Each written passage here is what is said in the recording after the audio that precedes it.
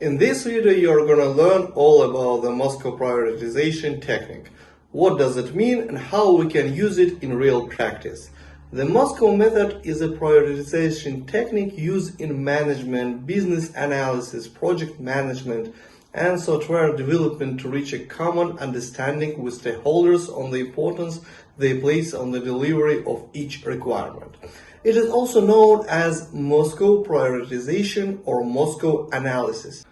The term MoSCoW itself is an acronym derived from the first letter of each of four prioritization categories: must have, should have, could have, and won't have, with the interstitial O's added to make the word pronounceable. While the O's are usually in lowercase to indicate that they do not stand for anything, the all capitals MoSCoW is also used.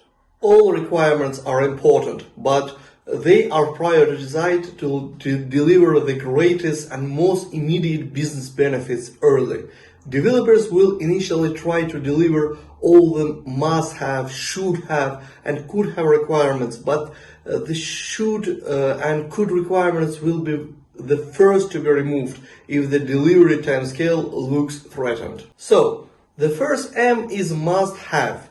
These provide the minimum usable subset, or so-called MUS, of requirements which the project guarantees to deliver. This may be defined using some of the following: cannot deliver on target date without this. No point in delivering on target date without this.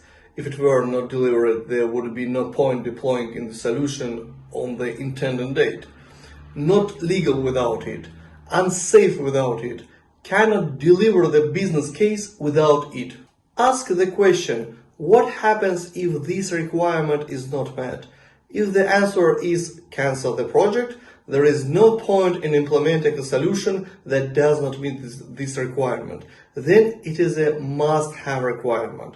If there is some way around it, even if it is a manual workaround, then it will be a should-have or a could-have requirement.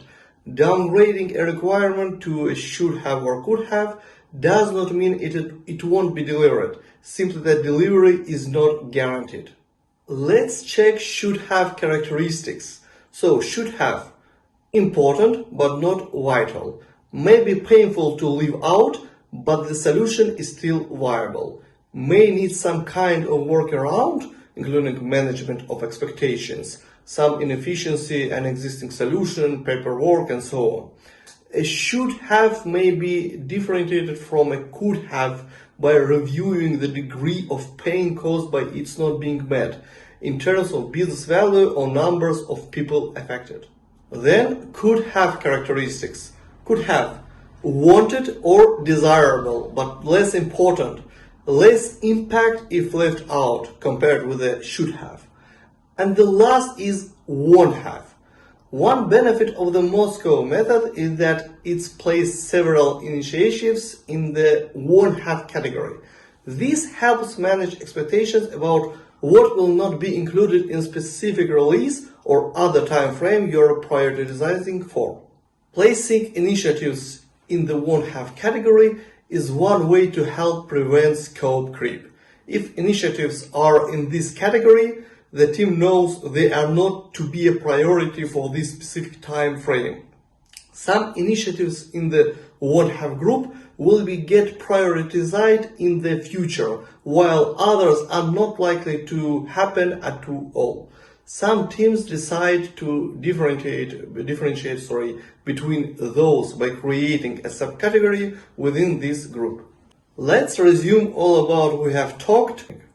The MoSCoW technique is must have, should have, could have, won't have. So the MoSCoW technique is primarily used to prioritize requirements, although the technique is also useful in many other areas. It's recommended no more than 60% effort for must-haves for a project, with 40% shoulds and coulds. Anything higher than 60% poses a risk to the success and predictability of the project, unless the environment is well understood, the team is established, and the external risks are minimal. At the end, if you like this video, make sure to subscribe to our YouTube channel right now. Just click on the subscribe button and also like button. It's really important to promote this video. Now I want to turn it over to you. Will you use MoSCoW prioritization technique or you have doubts about it? Either way, let me know by leaving a comment below right now.